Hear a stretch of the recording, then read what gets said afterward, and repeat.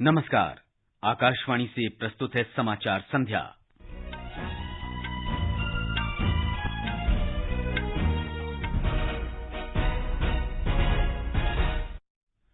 प्रधानमंत्री नरेंद्र मोदी ने video conference के माध्यम से असम रोजगार मेले को संबोधित किया। कहा, सरकारी तंत्र को वर्तमान समय के अनुसार बदलना होगा। गृह मंत्री अमित शाह ने गुवाहाटी में राष्ट्रीय फोरेंसिक विज्ञान विश्वविद्यालय परिसर की आधारशिला रखी। G20 की आपदा जोखिम न्यूनीकरण कार्य समूह की दूसरी बैठक मुंबई में संपन्न।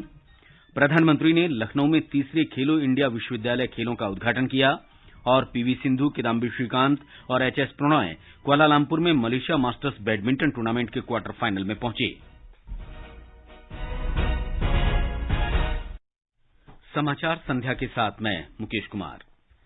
प्रधानमंत्री नरेंद्र मोदी ने कहा है कि सरकारी प्रणालियों को समय के अनुरूप बदलना होगा। प्रधानमंत्री ने आज गुवाहाटी में असम सरकार के विभिन्न विभागों में नवनियुक्त 44,703 कर्मियों को वर्चुअल माध्यम से बधाई देते हुए ये बात कही। केंद्रीय गृह मंत्री अमित शाह ने आज गुवाहाटी में असम सरकार के विभिन्न विभागों में नवनियुक्त कर्मियों को नियुक्ति पत्र वितरित किए। प्रधानमंत्री ने कहा कि हमने आजादी के अमृतकाल में देश को विकसित राष्ट्र बनाने का संकल्प लिया है। उन्होंने युवाओं और सभी सरकारी विभागों को नागरिकों को बेहतर सेवाएं प्रदान करने के लिए समय की मांग के अनुरूप उन्नत करने का आग्रह किया। प्रधानमंत्री ने नवनियुक्त कर्मियों से समर्पण के साथ आगे बढ़ने का भी आग्रह किया। प्रधानमंत्री ने असम प्रत्यक्ष भर्ती आयोग के माध्यम से बड़ी संख्या में भर्तियों के लिए असम सरकार की सराहना की। असम में रोजगार मेले के द्वारा 40,000 से ज्यादा युवाओं को सरकारी नौकरी दी गई है। विकास की इस रफ्तार ने असम में पॉजिटिविटी और प्रेरणा का संचार किया है। असम सरकार ने सरकारी भर्तियों को और ज्यादा पारदर्शी बनाने के लिए कई कदम उठाए हैं। विभिन्न विभागों में भर्ती प्रक्रिया को पूरा करने के लिए असम सीधी भर्ती आयोग बनाया गया है। इससे पहले गृह मंत्री अमित शाह ने गुवाहाटी में राष्ट्रीय फोरेंसिक विज्ञान विश्वविद्यालय परिसर के शिलान्यास समारोह को संबोधित करते हुए दोष सिद्ध करने के लिए न्याय प्रणाली के साथ फोरेंसिक विज्ञान को एकीकृत करने के महत्व पर बल दिया। इस अवसर पर गृह मंत्री ने कहा कि असम और पूर्वोत्तर राज्यों के लिए आज का दिन बहुत महत्वपूर्ण है। उन्होंने कहा कि अब गुवाहाटी में विद्यार्थी फोरेंसिक विज्ञान का अध्ययन कर सकेंगे। गुवाहाटी में एनएसएफयू का केंद्र स्थापित हुआ है। मोदी जी के नेतृत्व की भारतीय जनता पार्टी की सरकार लगभग 500 करोड़ रुपए का व्यय कर 3,000 से 5,000 छात्रों की ग्रेजुएट और पोस्ट ग्रेजुएट की पढ़ाई लिखाई की व्यवस्था यहां पर करेगी। एनएसएफयू से ग्रेजुएट होना मतलब तुरंत ही जॉब प्राप्त कर लेना है, क्योंकि उनके प्लेसमेंट रेशियो 100% है। 100% ग्रेजुएट्स को आज नौकरी मिल चुकी है। गृह मंत्री ने असम पुलिस सेवा सेतु इंटरएक्टिव ऐप का भी शुभारंभ किया। उन्होंने गुवाहाटी मेडिकल कॉलेज और अस्पताल में विश्वविद्यालय के अस्थायी परिसर की भी शुरुआत की। इस अवसर पर असम के मुख्यमंत्री डॉक्टर हेमंत बिस्व शर्मा ने कहा कि विश्वविद्यालय असम को देश का ज्ञान केंद्र बनाने में सहायता करेगा। प्रधानमंत्री नरेंद्र मोदी ने वीडियो कॉन्फ्रेंस के माध्यम से देहरादून से दिल्ली के लिए वंदे भारत एक्सप्रेस को आज झंडी दिखाकर रवाना किया। उत्तराखंड के लिए ये पहली वंदे भारत रेलगाड़ी है। इससे राज्य की यात्रा करने वाले पर्यटकों के लिए सुविधाजनक यात्रा के नए युग की शुरुआत होगी। दिल्ली और देहरादून के बीच चलने वाली ये ट्रेन देश की राजधानी को देवभूमि से और तेज गति से जोड़ेगी।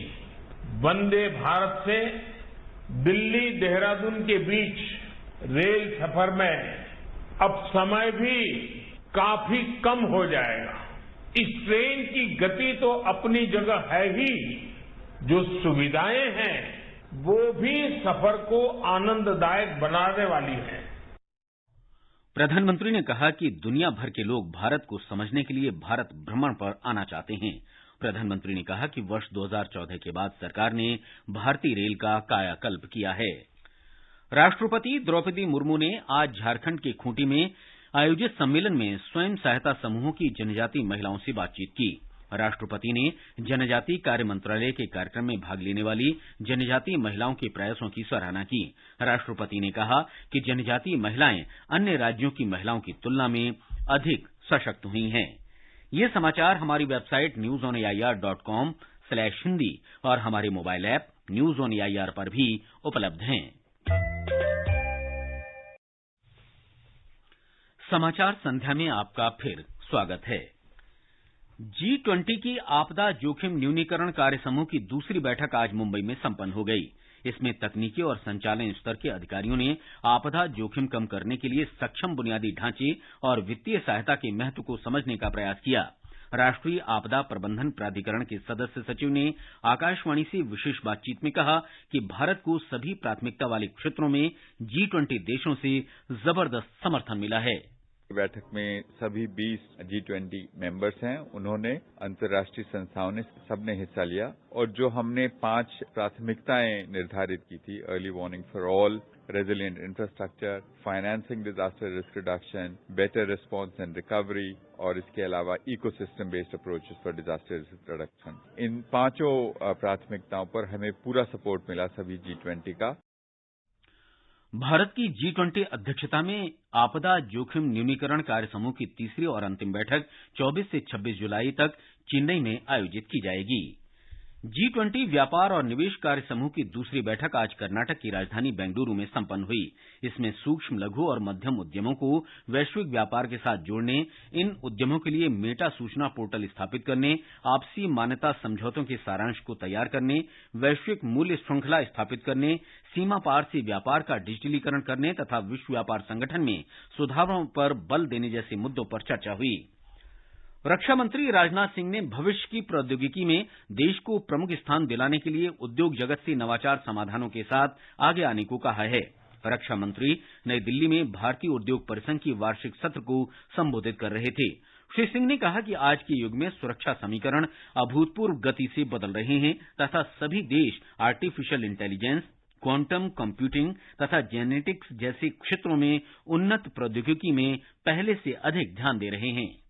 और आज का समय अगर आप देखें तो स्वाभाविक रूप से आप ये पाएंगे कि यह एक ऐसा समय है जहां इकोनॉमी, पॉलिटिक्स, सोसाइटी, एग्रीकल्चर और कनेक्टिविटी आदि सभी सेक्टर्स में रिसर्च एंड टेक्नोलॉजी का समावेश काफी हद तक हो चुका है।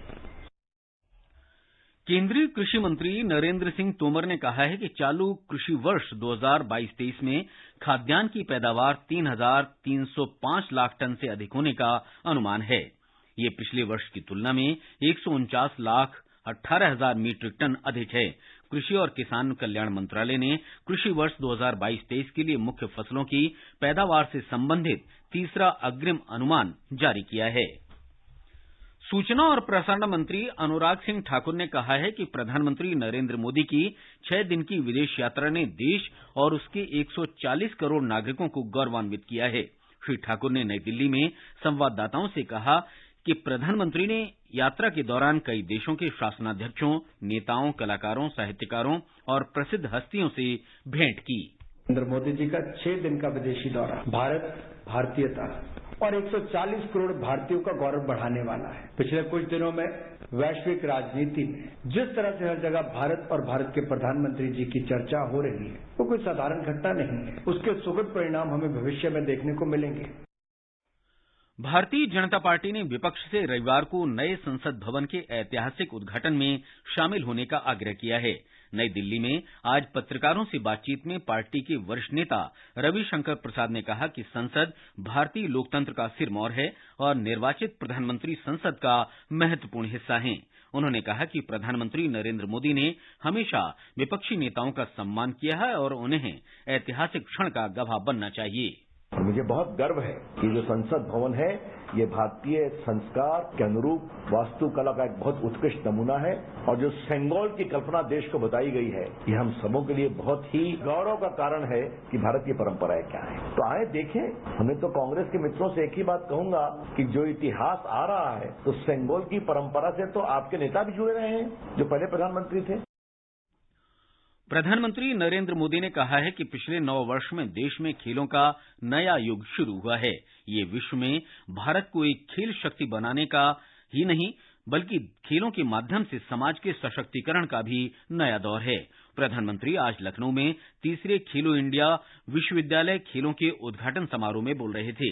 प्रधानमंत्री ने वर्चुअल माध्यम से खिलाड़ियों को शुभकामनाएं दी।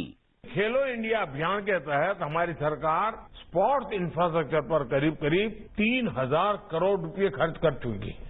बढ़ते हुए स्पोर्ट्स इंफ्रा की वजह से अब ज्यादा खिलाड़ियों के लिए खेल से जुड़ना आसान हो गया है। अब तक खेलो इंडिया गेम्स में 30,000 से अधिक एथलीट्स हिस्सा ले चुके हैं।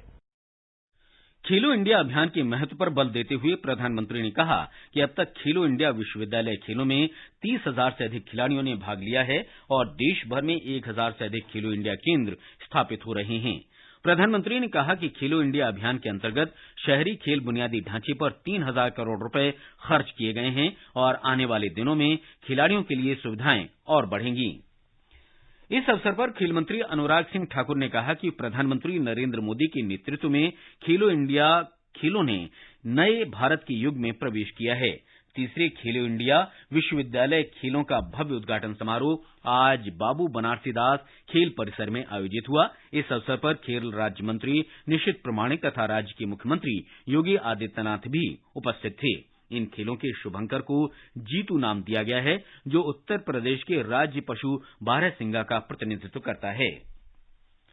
प्रधानमंत्री नरेंद्र मोदी के नेतृत्व में केंद्र सरकार इस महीने अपने कार्यकाल के 9 वर्ष पूरे करने जा रही है। आकाशवाणी समाचार इन वर्षों में सरकार की उपलब्धियों के बारे में विशेष श्रृंखला प्रसारित कर रहा है।